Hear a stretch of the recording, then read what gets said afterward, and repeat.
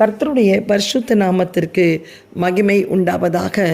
இந்த காலைவெளியை தொடர்ந்து தேவனுடைய வார்த்தையை தியானிக்க கர்த்தர் கிருபை செய்வாராக. சாமுவேலின் உபவாசம்.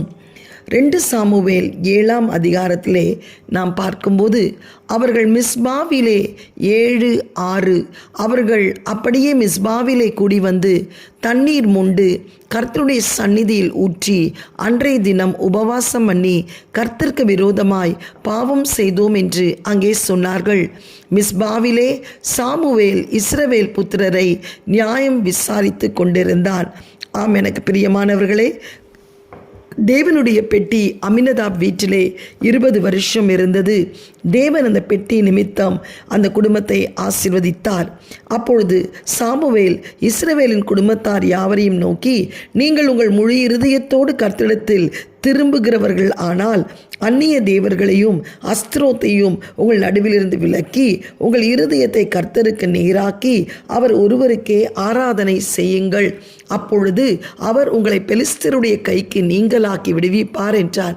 அப்பொழுது இஸ்ரவேல் புத்திரர் பாகால்களையும் அஸ்திரோத்தையும் விலகிவிட்டு கர்த்தர் ஒருவருக்கே ஆராதனை செய்தார்கள். பின்பு சாமுவேல் அவரிடத்திலே சொன்னது, நான் உங்களுக்காக கர்த்தரை மன்றாடும்படி இஸ்ரவேல் எல்லாரையும் மிஸ்பாவிலே கூட்டுங்கள் என்றார். உடனே எல்லாரும் மிஸ்பாவிலே கூடி வந்து தண்ணீர் மொண்டு கர்த்தருடைய சந்நிதியிலே ஊற்றி அன்றைய தினம் உபவாசம் பண்ணி பாவ அறிக்கை செய்தார்கள். கர்த்தருக்கு விரோதமாய் பாவம் செய்தோம் என்று அங்கு சொன்னார்கள்.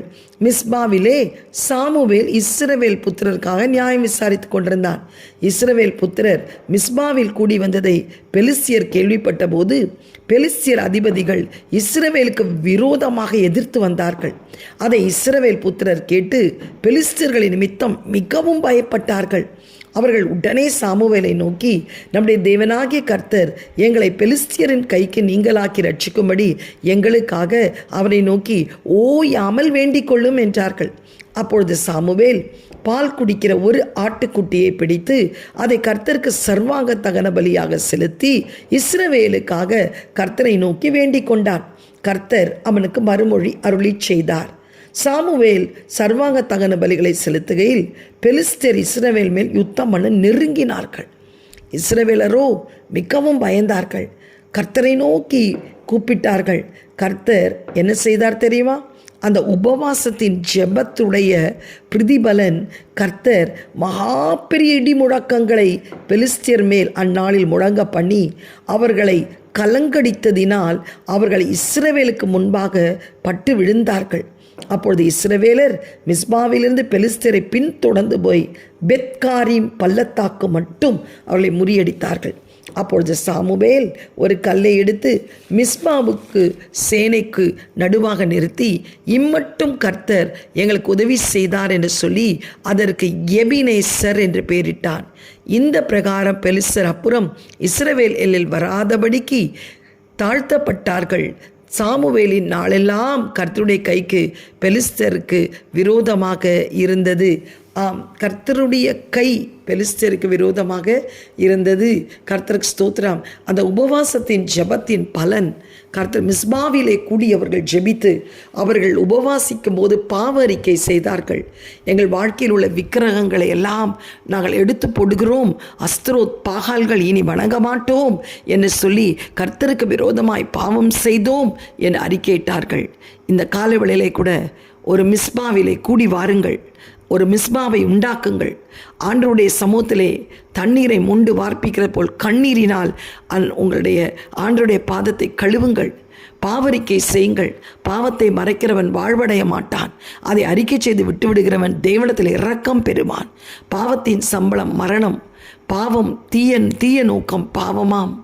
பாவம் செய்கிற ஆத்மா சாகும். இன்றைக்கு உன் பாவத்தை இந்த உபவாச நாளிலே அறிக்கையிட்டு ஜபம் பண்ணு. ஆண்டவர் உனக்கு நினைத்தருளுவார். பெலிஸ்தியர் உன்னை நெருங்கினாலும் கர்த்தர் ஒரு இடி முழக்கத்தை உண்டாக்கி அவர்கள் மீது, கர்த்தருக்கு ஸ்தோத்திரம், அவர்கள் முறிந்தோடும்படி செய்த தேவன் இன்றைக்கு உன் வாழ்க்கையிலும் ஆண்டவர் விரும்புகிற விதம் யுத்தம் பண்ணுவார். இனி அந்த பெலிஸ்தியருடைய கை அவர்களுக்கு விரோதமாய் எழும்பாதபடி கர்த்தருடைய கை பெலிஸ்தியருக்கு விரோதமாய் இருந்தது. கர்த்தருக்கு ஸ்தோத்திரம். எபினேசர் என்று சொல்லி அங்கே ஒரு பலிபீடம் கட்டி தொழுது கொண்டார்கள். இன்றைக்கு நீயும் உபவாசிக்கும் போது உன் சத்துருடைய பிடியிலிருந்து கர்த்தர் உன்னை விடுவித்து எபினேசர் என்று நீ அவரை ஆராதிக்கும் போது தேவன் உன்னோடு கூட இருப்பார், உன்னை வழிநடத்துவார். அவர் இம்மட்டும் உதவின எபினேசர் என்று சொல்லி ஆண்டவர் உனக்கு சதா காலம் உதவி செய்ய வல்லமை உள்ளவராயிருக்கிறார். இன்றைக்கு நீ உபவாசிக்கும் போது உன் வாழ்க்கையில் உள்ள எதிராய் கிரியை செய்கிற எல்லா பெலிஸ்தரின் ஆவிகளை கர்த்தர் முறியடிப்பார். பெலிஸ்தருடைய கிரியைகள் உன் வாழ்க்கையில் வராது. பெலிஸ்தருடைய காரியங்கள் என்ன? விக்கிரக கிரியைகள். இதையெல்லாம் கர்த்தர் உன்னிலிருந்து சுட்டெரிப்பார். ஒருவேளை நீ விக்கிரகத்தை வணங்காமல் இருக்கலாம், ஆனால் உன் வாழ்க்கையில் எதெல்லாம் விக்கிரகமாக இருக்கிறது? பொருளாசை, விபசாரம், கர்த்தருக்கு ஸ்தோத்திரம், உன் குடும்பம், உன்னுடைய பிள்ளைகள், கர்த்தருக்கு உன் படிப்பு, உன்னுடைய மதம், ஜாதி, இதையெல்லாம் உனக்கு ஒரு விக்கிரகமாக இருக்கிறதா? சிலருக்கு பாரம்பரியம் விக்கிரகம். கர்த்தருக்கு ஸ்தோத்திரம். இதிலிருந்தெல்லாம் நீங்கள் விடுவிக்கப்படும் போது கர்த்தர் உங்களுக்கு எபினேசராக இருந்து உங்களை வழிநடத்த வல்லமை உள்ளவராக இருக்கிறார்.